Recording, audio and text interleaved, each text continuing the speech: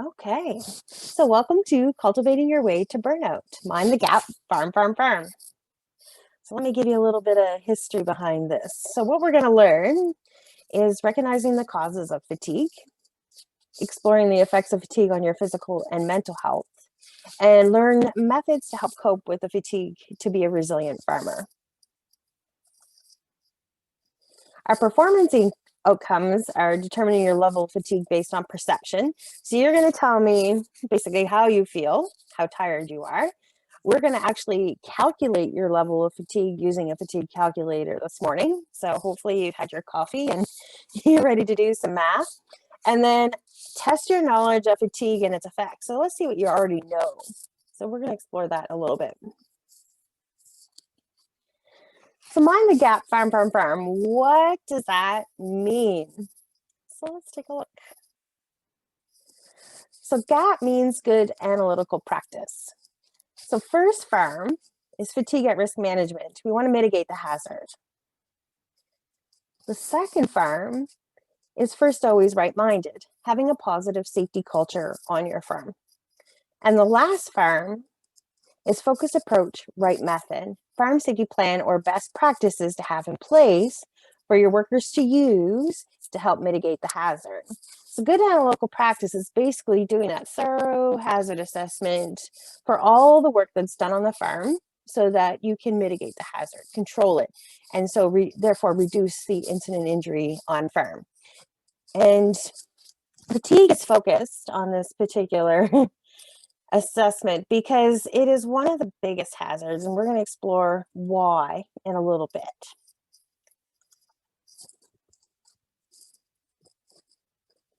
So here's your fatigue bubble. Is this you? Do you have this cloud?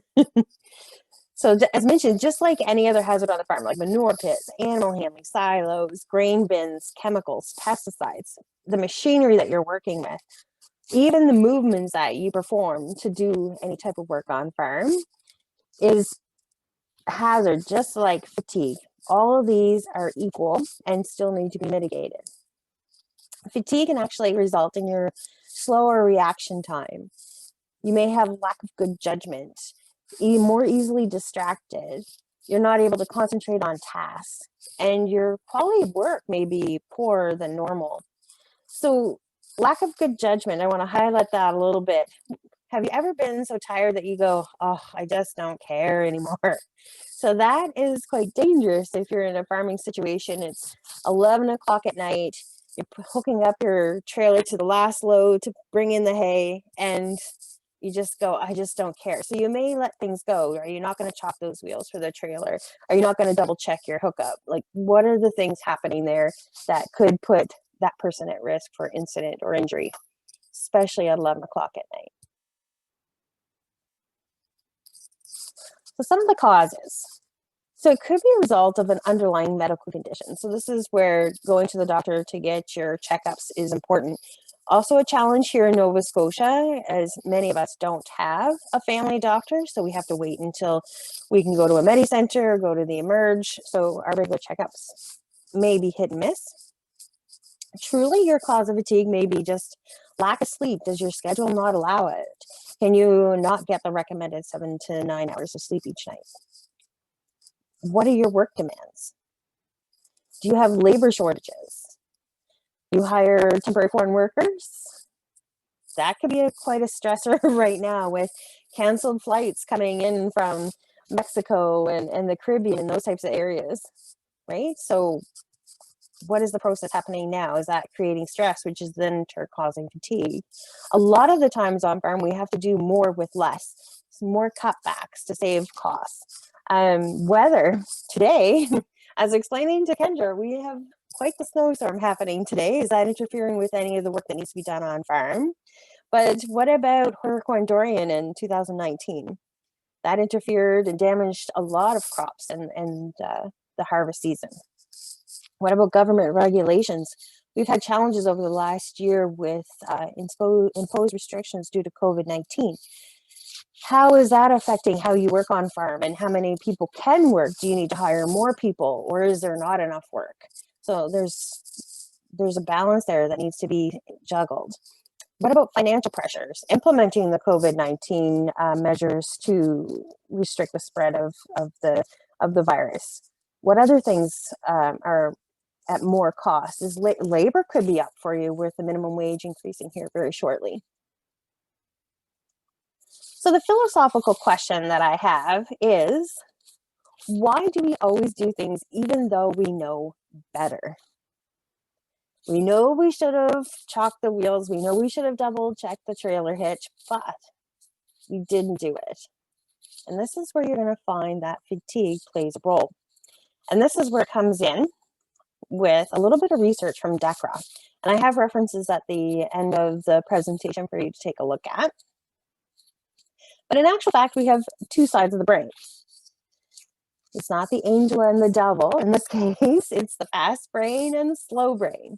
So the fast brain is wonderful because it's the part of the brain that just gives us that pre-conscious, automatic, reactive, and habitual thinking. It's what we know, and we can do it in our sleep. So the activation time for the fast brain is only about 0.4 of a second. So there's a problem though with it.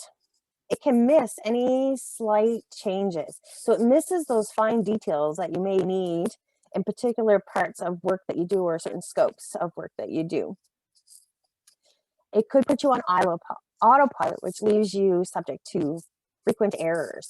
So the fast brain can be good in some situations, but can be detrimental in others. But the slow brain, we always want to be the tortoise. You remember the story of the tortoise and a hare? So the slow brain is the thinking, the conscious, analytical, reasoned, where we're reflective, where we're thoughtful. So this is the part of the brain that we really put into practice to help us evaluate what is happening at the moment. Unfortunately, it takes at least 1 second for this part of the brain to activate. And if you're fatigued, it takes even longer.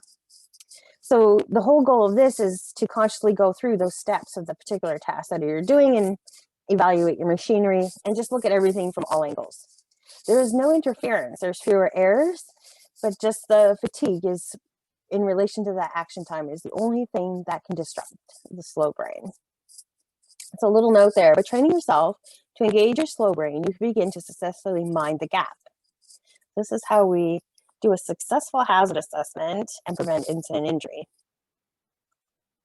So we're coming up here to our first poll. So you guys are going to have to participate. Now I'm wondering, oh, my little thing, oh, here it's showing up over here. Sorry. Here it is. 1 second, sorry guys.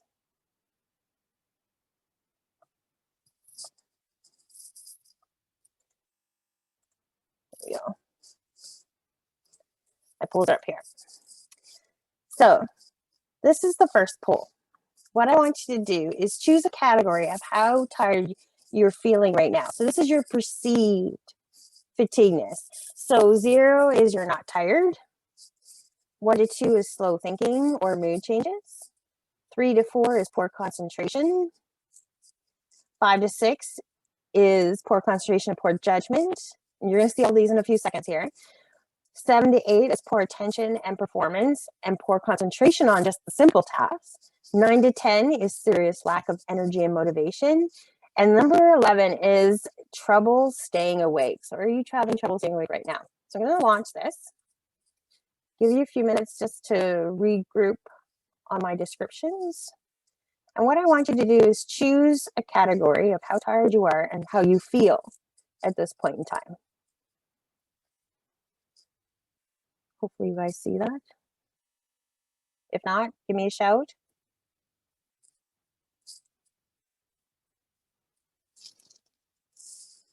Nobody has voted yet. There's 2 of you.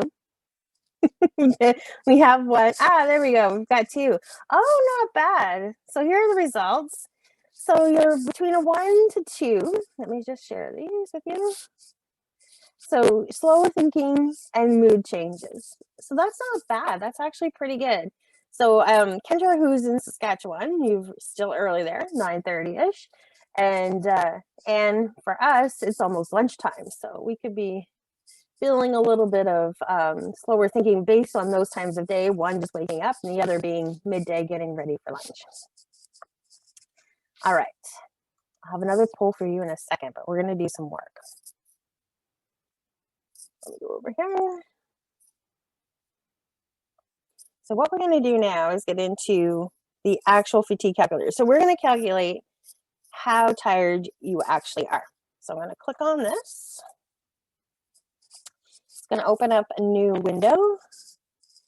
And this is all available on the Farm Safety Nova Scotia website. So there's a link to the Fatigue at Risk Management Program, but I'll show you that towards the end of the PowerPoint, how to gain these resources. And so what we're going to do, go back there, 1 second. I took my calculator, there it is. Here we go. I'm going to scroll to the calculator. And you can see it's broken into 2 steps. The first one, we're going to look at your recent sleep history.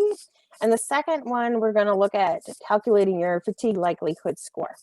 So I've got one completed here. But what I want to do, if you have pen and paper, you may not. See if you can do this in your head.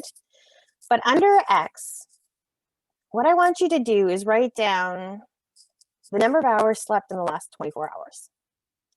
So for me, I have 6 hours slept in the last 24. Just keep that number handy. So just put X equals 6 if you want on your paper, if you have one. And then Y is the number of hours slept in the last 48. So the last 2 nights, how many hours have you slept? And I have recorded 13. And then the last number is Z. And this one, maybe for you guys, might not be so high, but the number of hours since the last sleep. So in here, if this was towards the end of my day, it would probably be 16 hours. So I have 16 hours in there. So now you should have an X, which equals 6, which is the number of hours slept in the last 24. Y is the number of hours slept in the last 48. And Z is the number of hours since the last time you slept. So now the hard part. We're going to do a little bit of calculation on the likelihood. So if you look back at X, for every hour that is less than 5, I want you to add 4 points. Does that make sense? So for every hour that is less than 5, add 4 points. So here, I've actually slept 6. So I have 0 hours less than 5, so that's 0 points. 0 times 4 is 0. Now looking at Y, for every hour that Y is less than 12, you add 2 points. So good news, I have 13. So again, 0 hours times 2 is 0 points. Yours might look a little bit different. Now the final calculation, hopefully you're still with me. For every hour that Z, so the 16 hours up here, exceeds Y, which is 13 here, add 1 point. So 16 minus 13 is 3, so I added 3 points. So I add X, Y, and Z together, so 3 plus 0 gives me 3. And so what I'm going to do next is see what that actually means.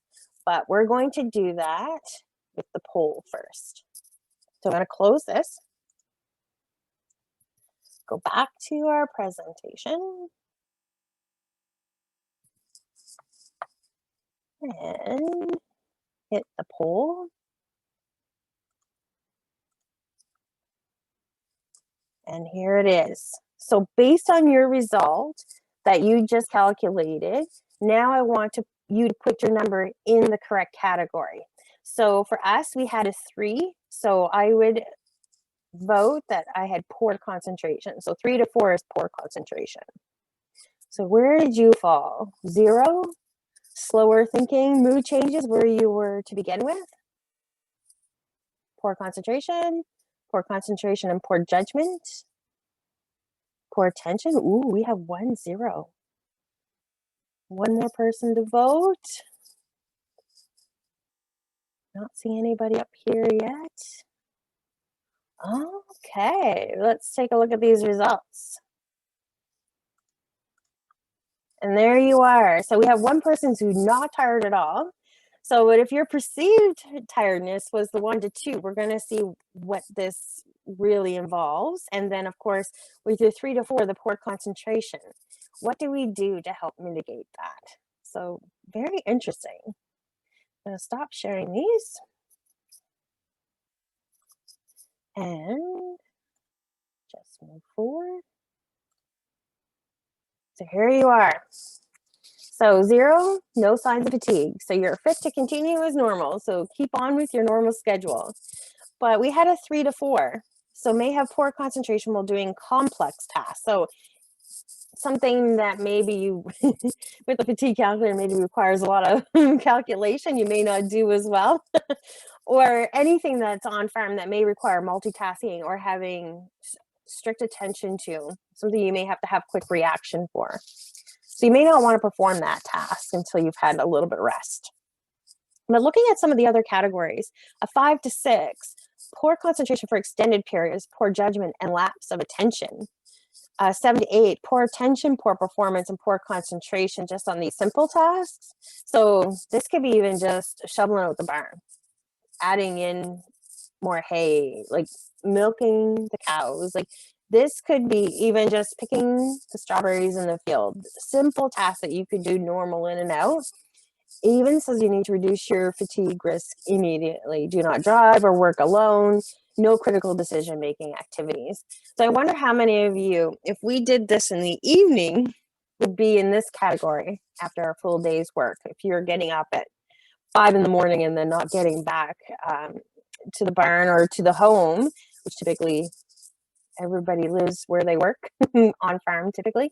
So you would be in that 7 to 8 category probably pretty easily. So this isn't the time to make major decisions for your farm.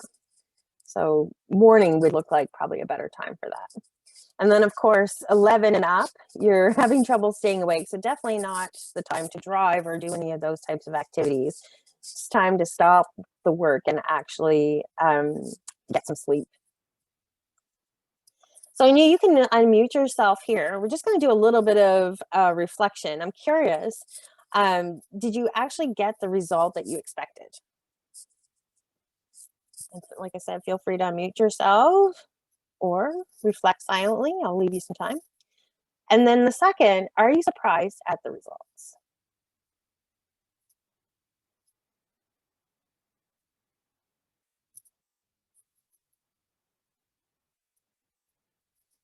Anybody want to pop in with some feedback? If not, that's okay. We'll move on. Just some reflection there. So let's take a look at the difference between being fatigued and being impaired by alcohol. It's kind of interesting how some of these can be similar. So let's take a look at some results here. So with each hour of wakefulness, the drive to sleep increases and alertness fades. So the more we're up throughout the day, the more fatigue, of course, we will get. But what's interesting is 1.5 weeks spent just sleeping 6 hours a night can equal 10 days of being awake for the previous 24 hours straight. So the level of impairment on that 10th day is phenomenal. So you might as well have not gone to bed at all, even that you've slept 6 hours for 1.5 weeks each night. And then 24 hours of continuous wakefulness impairs performance like a blood alcohol level of 0.1%. That is extremely high. And that's just being awake for 24 hours. Nova Scotia currently has a 24-hour roadside suspension for driving with a blood alcohol content of 0.5 to 0.8%. Interesting, eh? But many of us can be up, and I'm just going to the bottom note here, for 17, 19 hours straight, doing most of our work tasks. So, and that would be an impairment level of 0.05%. So impairment, as you know, slows our reaction time for at least 50% compared to someone who is well rested.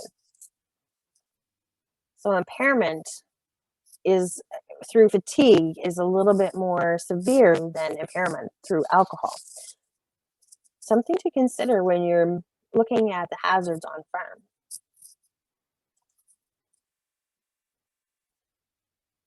So now I want to see what you know. So I'm going to ask you a few questions, and feel free to unmute yourself here or just wait for the answers. That's up to you if you want to jump in. But I'm going to ask a few questions and see if you know the answers and give you a little bit of information ad lib.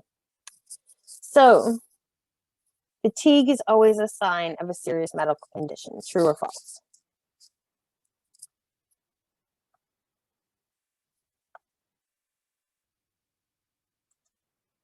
False. Women are more likely than men to experience fatigue. And Kendra, my two women in the audience. Yes, indeed. So women on farm typically take on several roles: mother, partner, a homemaker, business manager, bookkeeper, farm worker, community liaison, elder care. Like the list is endless. So typically putting yourself into all those roles puts everyone else first and puts you last, which gives you the least amount of time for self-care. So you're running in all those roles from sun up to sundown. So something to consider. If you're complaining of general lack of energy, you're complaining of A, fatigue, B, weakness, C, chronic fatigue syndrome, or D, all of the above. And you would be correct to say fatigue. Which of the following can cause acute fatigue? Alcohol, cigarettes, caffeine, or all of the above? And that would be all of the above. Interesting. Which of the following medical conditions can cause chronic fatigue? Arthritis, cancer, hypothyroidism, even hyperthyroidism, or all of the above? And based on my comment, it's all of the above.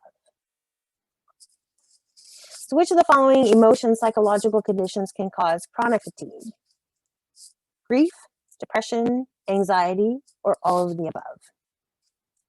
And as part of our We Talk, We Grow campaign and training that we have coming up in the spring called In the Know, it's going to cover specifically for Canadian farmers the effects of grief, depression, and anxiety, and what we can do as part of self-care and recognizing this in other farmers and be able to provide help for those who experience this. So all of the above, absolutely.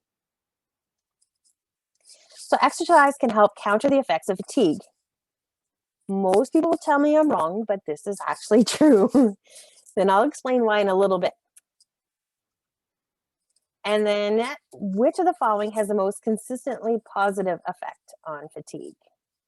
Medication, acupuncture, moderate aerobic exercise, or strength training? And it is moderate aerobic exercise.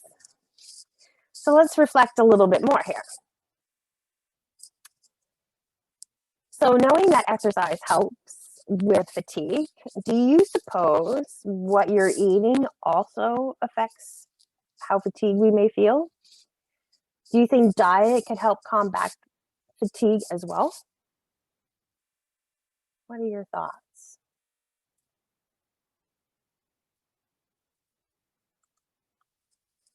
While you reflect on that, I have a little story for you. I have a friend, she has her PhD.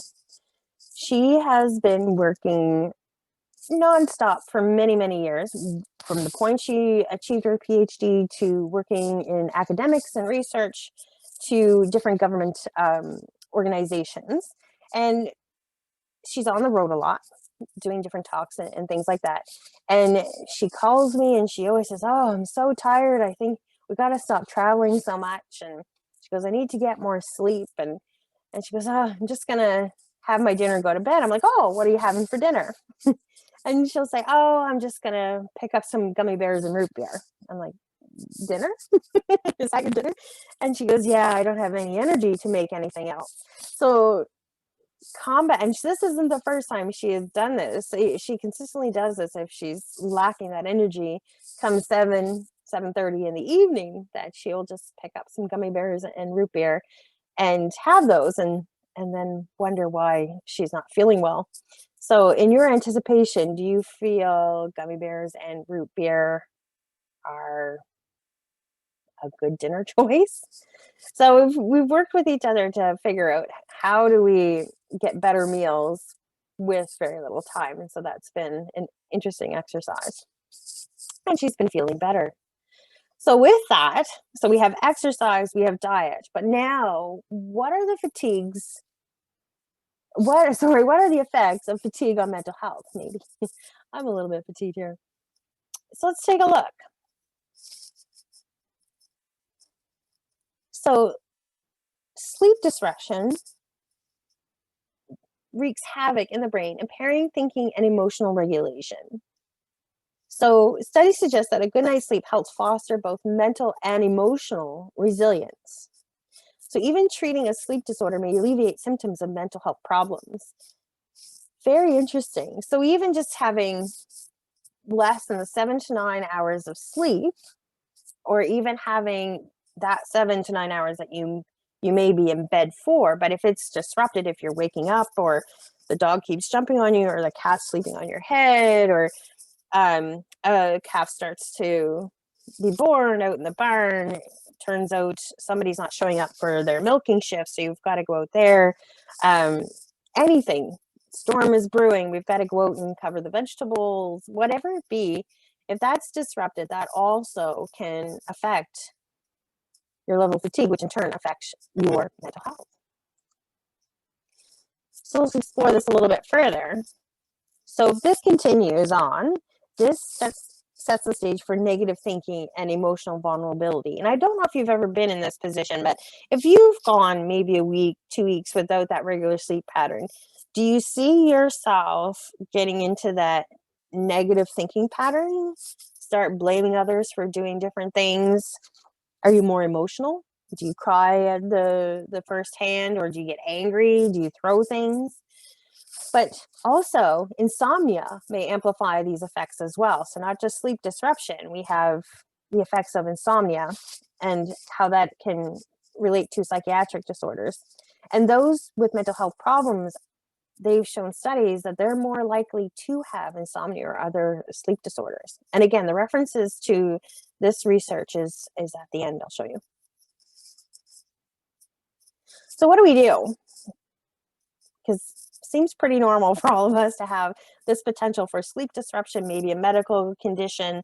What do we do? So Harvard experts actually said we should really start giving up caffeine, alcohol, and nicotine. That is best. Some of us are ingrained to say, no, we need our caffeine in the morning and we'll stick to that. Some of us like our glass of wine in the evening, or our beer, right? And nicotine. This is interesting.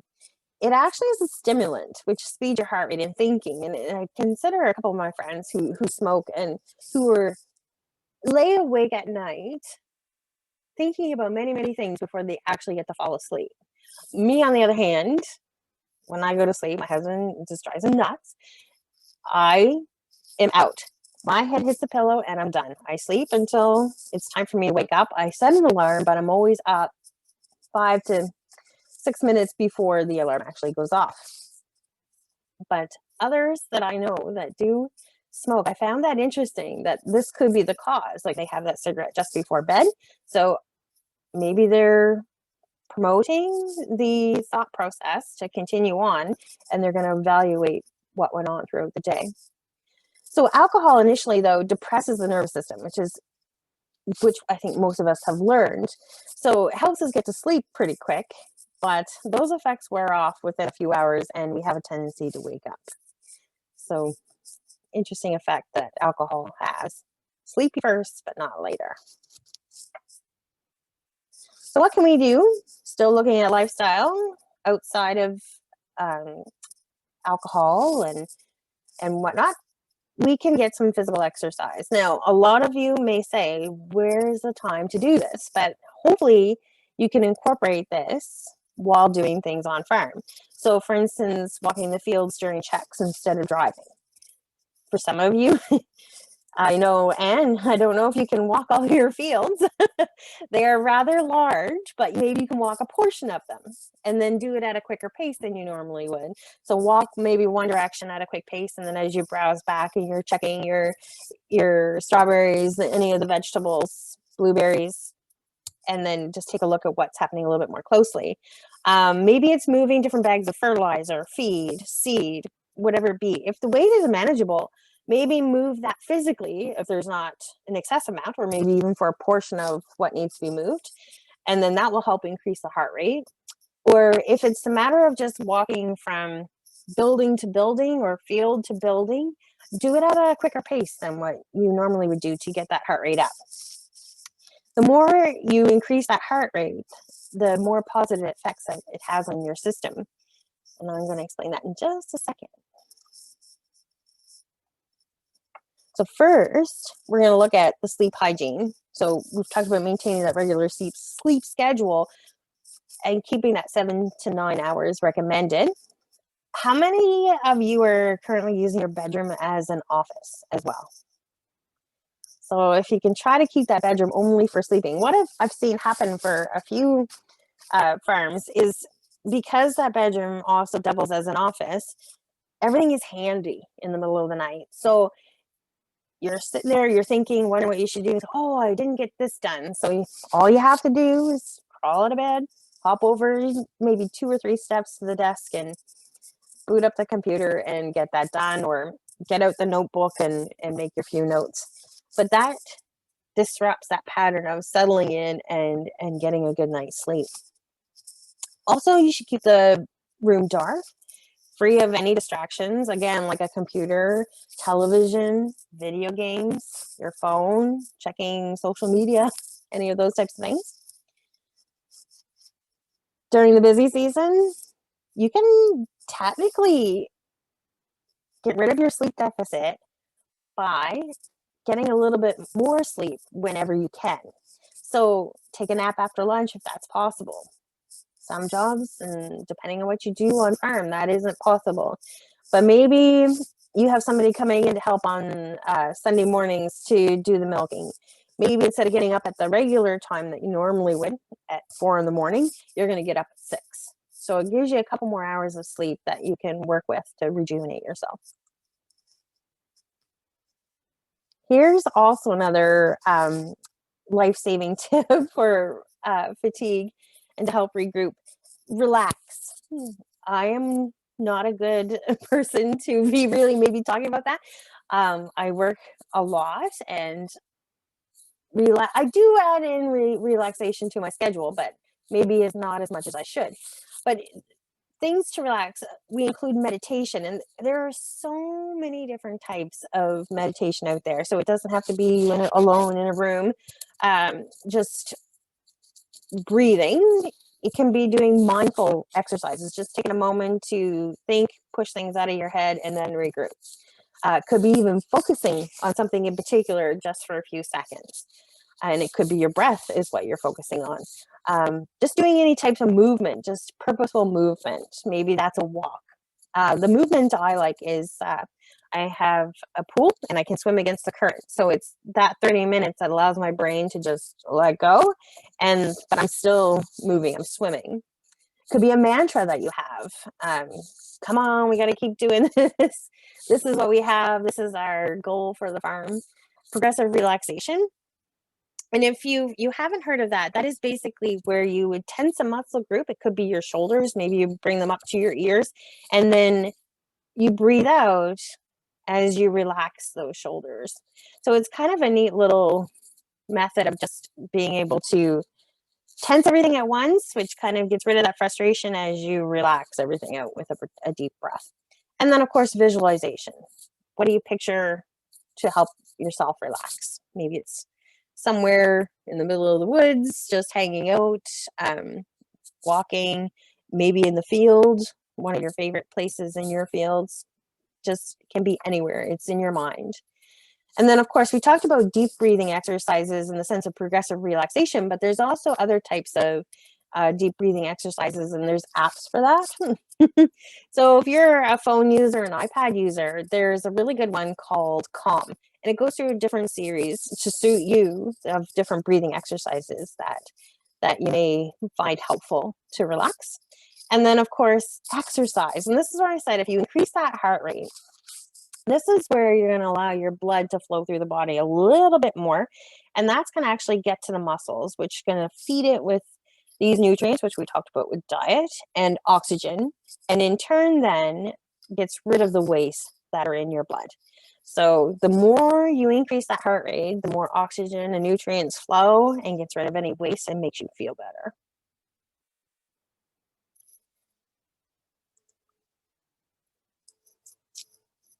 So let's look at cognitive behavioral therapy. So this is where we change the negative thinking to build more confidence and build more positivity. And a lot of that is getting a good night's sleep. And in some instances, this could be treating a medical condition that could be pre-existing and causing that and causing you to feel fatigued. Change the blame game. If you change the method of your thinking to grabbing onto whatever's positive on farm and what is in your life, use that and attribute it to other things. And then you'll find that your mind will start thinking, okay, yeah, we can do this. So this is no problem. We just need to adapt this to focus. So it helps us problem solve as well when we change our cognitive behavior by just thinking positive. Not an easy transition. It takes a little bit of work, but it is effective.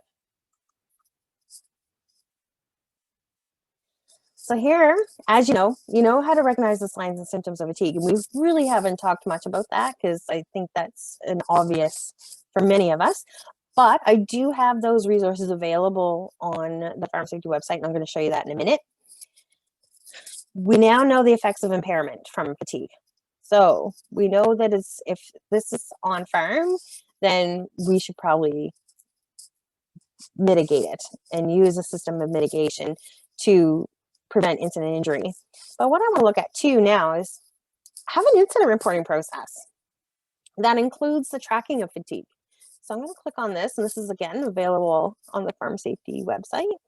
And this, every former guide that I have available has an instruction sheet with it, and you'll usually find that first, and that's what this is. The next page is the actual incident report form, and you can take this and adapt it to make it your own. And what I've done is incorporated fatigue into the actual form. So here, were you fatigued before starting work? Yes or no? And it even asks the amount of sleep in the last 24 hours. Was this a contributing factor? And then down below on the second page, were you fatigued before starting work? Interesting, right? Did the day start this way? How long were you awake before you started feeling tired? Was this something that happened very quickly? Maybe you're coming down with something. What activity you performed when you first started feeling tired? So what were you doing when you first started feeling tired?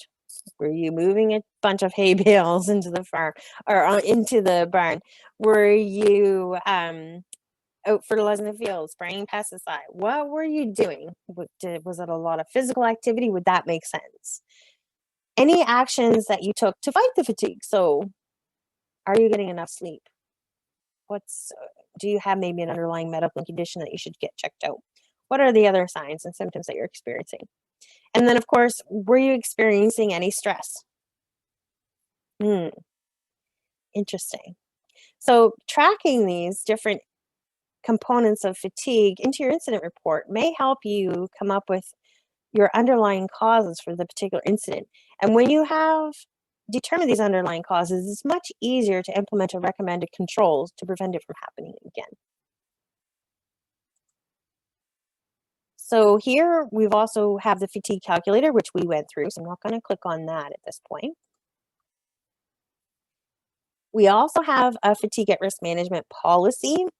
So it's basically showing your commitment to mitigating the hazards. This is where you're going to list what you're going to do to make sure that those who work for you or even yourself, that to reduce the amount of fatigue that happens on farm. So could we do split shifts? Could we hire another person? Could we have 3 people who work maybe 20 hours a week each instead of one person who works 60? So what does that look like? And I find this may be something that is of consideration for the new generation, not saying it may work for every farm, but a lot of the younger group want to work fewer hours. They don't want to work the 60-hour weeks. They want to do 20, 25 hours and then they're done. So maybe that's something we entertain. Can we hire 3 people at 25 where we can't get one at 60? So make that evaluation, see where it goes. And then here, this is the link to the Fatigue at Risk Management Program on the Farm Safety Nova Scotia website. So it pops up here. Even if you put fatigue up in here and press search, this will come up. And at the very bottom, it gives you a sample policy. Like I said, you can take that and adapt it and make it your own. The fatigue calculator, the incident report, again, something you can take and adapt. Just a little blurb on the actual management system itself. Quality sleep, it gives you some notes about how to get quality sleep, and then recognizing fatigue. So going through those signs and symptoms. All right. There we are. And as promised, here are the references. So of course, as you mentioned, as I mentioned, Harvard University was one of the key resources we used here with Healthy Sleep from Harvard Med, as well as their health publishing newsletter, Calm in the Storm, the app that I referenced, WebMed as well, where we got our quiz information. DACRA is phenomenal. This is where we get our fast and slow brain and how sleep affects how we respond in different situations. You could train every worker to do exactly what they should do, but as soon as you introduce fatigue, some of that will go out the window depending on how those workers respond to being fatigued. So it's a key hazard to manage.